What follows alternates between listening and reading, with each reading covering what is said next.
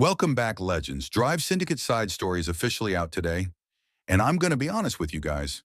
So far, it feels almost exactly like classic Drive Syndicate. The vibe, the structure, the pacing, the chapter flow, it's all giving me the same DS energy we already know. The main side story difference I'm seeing right now is not some new mechanic or a totally different format. The biggest difference looks like this. Support car lineup feels slightly easier compared to some of the brutal main Drive Syndicate lineups we've had before. And the other huge thing, relay packs are already here right at the start. Normally in a regular DS, relay packs show up later, usually near the last week when everyone's desperate. This time they're early, which changes how people are going to spend. And from what I'm seeing, the blueprint prices, chapter feel, and milestone rewards look like the usual DS pattern. If I'm wrong, I'll correct it after more chapters get cleared by the community. But right now, it doesn't feel like some new, kinder DS mode. It doesn't feel like some new, kinder DS mode. It feels like DS, with a slightly softer entry depending on your garage. Before I go full guide mode, smash like if you want more day one guides like this, subscribe if you're new, and drop a comment telling me your current progress and which support cars you already had built. I'm going to be checking the comments and replying as much as I can. What this event really means for F2P. Let me say it straight, your garage decides your run. If you already had these support cars from past events and you invested in them before, you can make really strong progress in this side story. If you didn't, you're going to hit the wall and it's going to feel like classic DS all over again. So this video is not going to be a hope and hype video. This is a guide-oriented, realistic F2P roadmap. How far you can go, what to prioritize, and how not to destroy your syndicate coins early. Event basics. Cars plus the big trap. The event lineup is main car, key car, Rimac Navara R, key required to unlock. Support cars, Lexus LFA, Nürburgring package, non-key car. Bentley Mulliner Bacalar, non-key car. FV Frangivento, GT65, key car. Mercedes-Benz Silver Lightning, non-key car. Bugatti 110, key car. Two brand new cars in this event, Rimac Navara R Lexus LFA Nürburgring package. Now the big trap I'm already seeing people fall into is the same old DS mistake.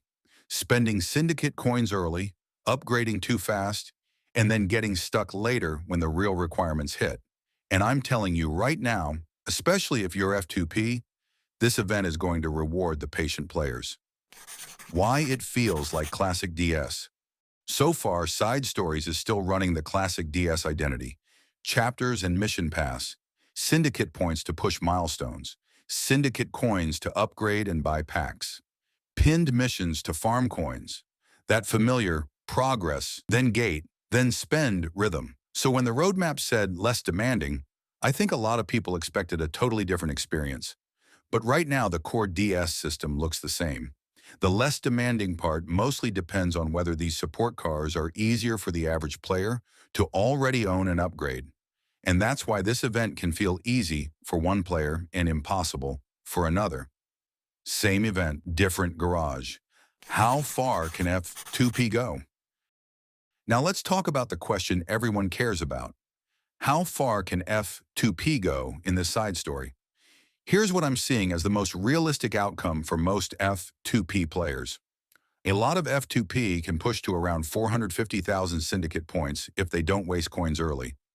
That level of progress should be enough for many players to unlock FV Frangivento GT65 and get the key, and also unlock Mercedes-Benz Silver Lightning. After that point, your progress becomes completely garage dependent.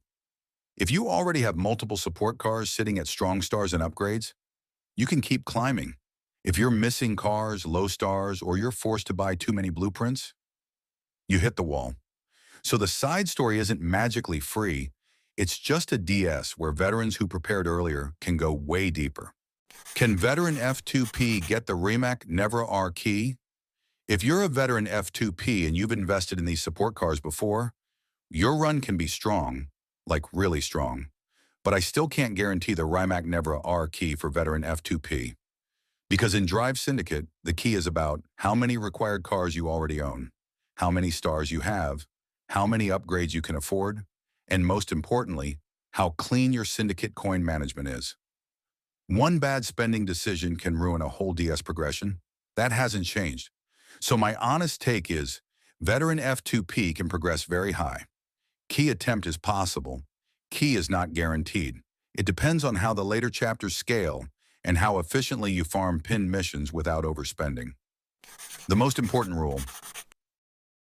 This is the biggest F2P rule for today's video. Don't upgrade your cars early at 2 stars or 3 stars just because you think you'll need it. I see this every DS. People rush upgrades to complete chapters faster, then later the event asks for a different requirement. So here's my guide rule.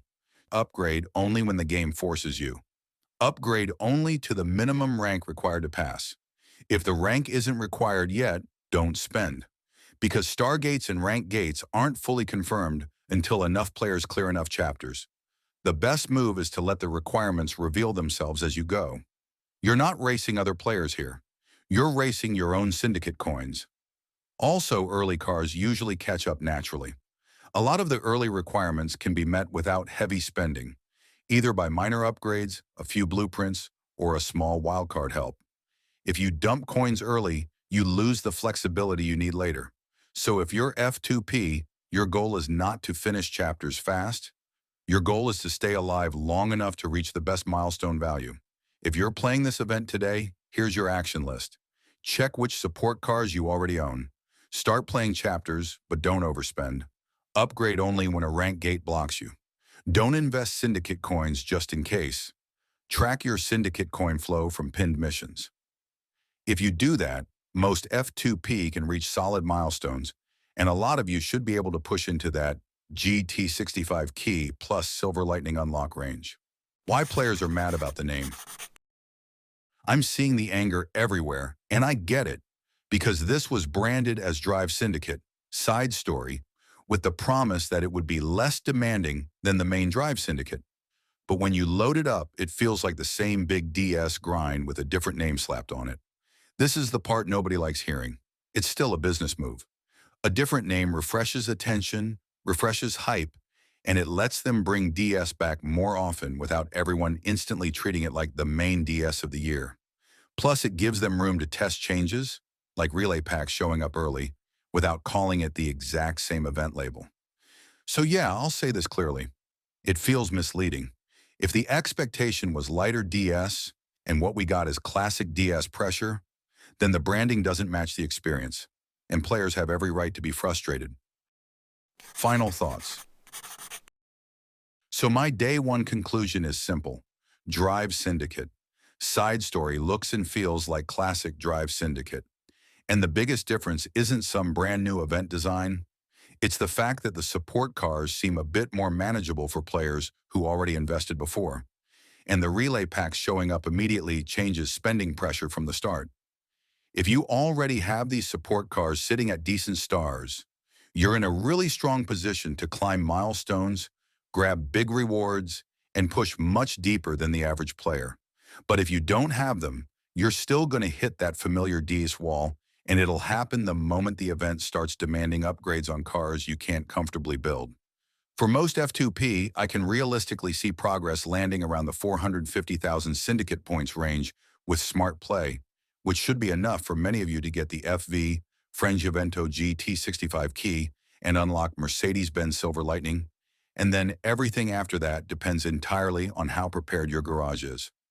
And when it comes to the Rimac Nevra R key, even veteran F2P players can't treat it like a guaranteed win, because the real deciding factor is still syndicate coin management, and rushing upgrades early is the fastest way to kill your run.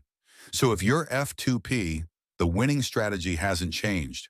Don't upgrade early, don't spend just because, upgrade only when rank gates force you, and let the chapter requirements reveal themselves before you commit your coins.